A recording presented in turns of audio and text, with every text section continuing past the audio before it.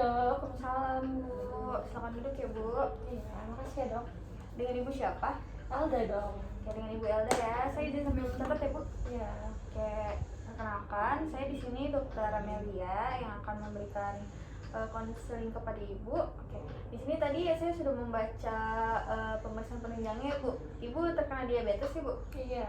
Oke, jadi sebelumnya di sini saya mau menanyakan, Ibu pernah ikut seminar atau apapun tentang diabetes Bu? Nggak pernah Dok. Oke, kalau gitu Ibu tahu apa itu diabetes? Setahu saya diabetes itu gula darah saya meningkat ya Dok. Iya, benar.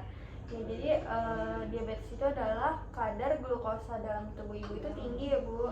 Nah, karena di sini Ibu adalah penyandang diabetes, jadi kalau ada seminar atau penyuluhan itu Ibu boleh mengikutinya ya Bu. Yang penting dari sumber yang jelas. Iya. Oke, sekarang di sini pola makan Ibu gimana? Pola makan gimana? Sehari makan berapa kali gitu? Iya. Sehari saya makan 4 kali sih Dok. Oh gitu ya. Terus yang dimakan apa aja Bu? Itu makanan besar kayak nasi. Kita suka nyemil juga. Suka Dok. Oke, sini saya jelaskan sedikit tentang pola makan yang baik Iya. ya. Jadi di sini ada kita nih menerapkan prinsip 3J di mana ada jumlah, lalu jenis dan juga jadwal makanan. Nah, untuk jumlah kalori yang harus dimakan itu Ibu tahu 5 sehat 1 sempurna. Iya. Nah, di situ Ibu harus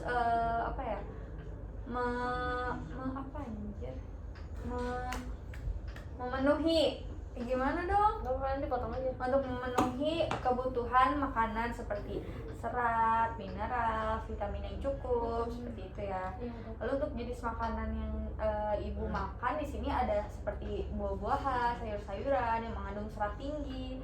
Ibu harus menghindari makanan yang lemaknya itu jenuh. Ibu tahu nggak lemak jenuh itu kayak apa? Kayak apa Dok?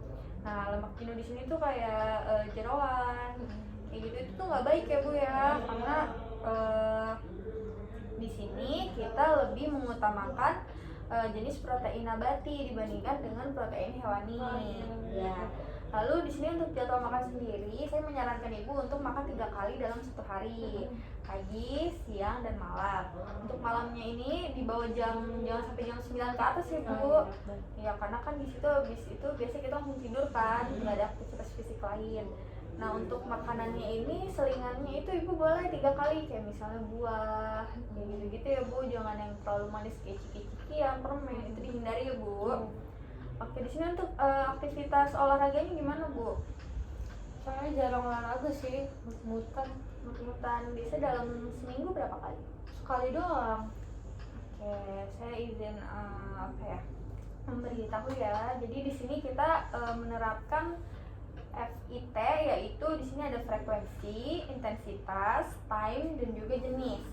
Jadi frekuensinya itu yang baik itu 3 sampai 5 kali dalam seminggu. Nah, Ibu di situ harus berolahraga biar badannya tetap sehat.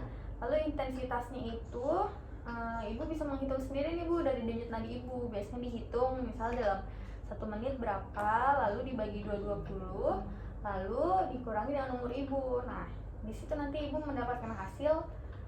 Di situ Ibu nggak boleh lewat dari hasil yang tadi. Jadi agar tubuh Ibu lebih optimal ya Bu, dan nggak berlebih juga untuk melakukan olahraganya. Oke, di sini terus waktu yang baik itu 30 sampai 60 menit. Untuk jenis olahraganya Ibu sukanya apa biasanya Bu? Saya jogging kecil aja sih Dok. Nah iya, jenis olahraga yang ringan ya Bu, yang diutamakan seperti jogging, berenang, senam, bersepeda, itu boleh banget ya Bu. Terus di sini saya ingin tahu apakah Ibu mau konsumsi obat? Saya pakai insulin Dok. Insulin, Iya. sama obat oralnya ada? Ada, saya sama konsumsi metformin. Oke, jadi obat-obatan oral dan juga injeksi insulin itu sebaiknya Ibu dilakukan secara rutin ya Bu. Apakah Ibu mengkonsumsinya rutin? Saya jarang sih. Kayak jarang Kalau ya. udah sibuk suka lupa. Iya, jadi sini saya mau memberitahu aja kalau kerja obat itu nggak akan maksimal kalau Ibu nggak rutin. Nah, kalau Ibu nggak rutin, sedangkan Ibu terus mengkonsumsi obat, yang ada dia akan menyerang ginjal kita dan hasilnya itu tidak maksimal gitu ya Bu. Sebaiknya Ibu mengkonsumsi obat sesuai dengan anjuran dokter. Oke, Oke, di sini apakah ibu ada alat untuk tes darah mandiri? Iya ada. Ada ya. Ibu tahu pakainya kapan aja? Biasanya saya pakai 3 kali dok sehari. Oke, di sini saya menyarankannya untuk ibu tuh pemeriksaan gula darah mandirinya bisa pagi, siang, dan sebelum tidur. Itu sesudah makan boleh atau sebelum makan boleh. Nah, ibu tahu nggak di sini normalnya itu berapa? Berapa sampai berapa? Belum tahu sih dok. Oke, saya kasih tahu ya Bu. Jadi di sini normalnya itu sebelum makan itu adalah 80 sampai 130. Itu masih bisa dinyatakan bahwa glukosa darah ibu normal. Sedangkan kalau ibu habis makan, kan kalau habis makan berarti konsumsi glukosanya lebih banyak dari tubuh ya. Karena kan ibu seperti nasi putih itu kan glukosanya banyak juga ya. Nah, di situ maksimalnya itu 180 sampai 80 itu masih bisa dikatakan normal.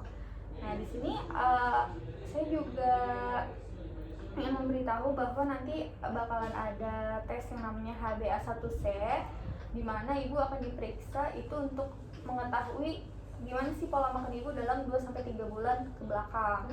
Jadi walaupun ibu di sini sebelum cek ibu nggak makan, ibu nggak bisa berbohong ya Bu, karena itu dicek dari 2-3 bulan yang lalu gitu.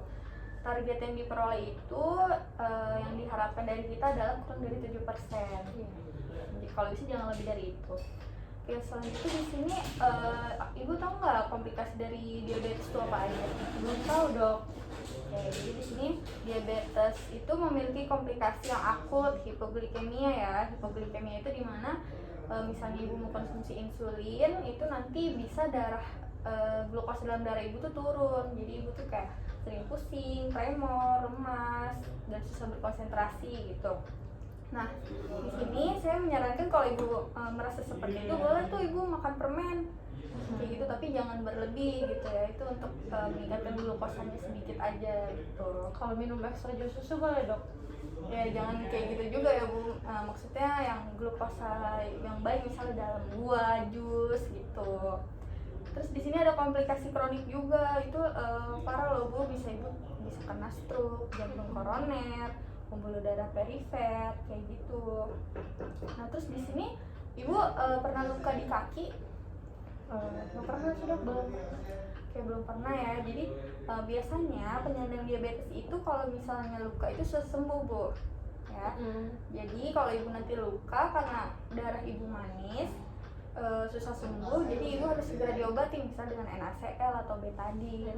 Nah, kalau misalnya ibu merasa lukanya sudah parah atau ibu susah untuk mengatasinya, boleh nih Bu datang ke kita, nanti kita yang melakukan perawatan luka tersebut kayak gitu. Apakah ibu ada pertanyaan Bu?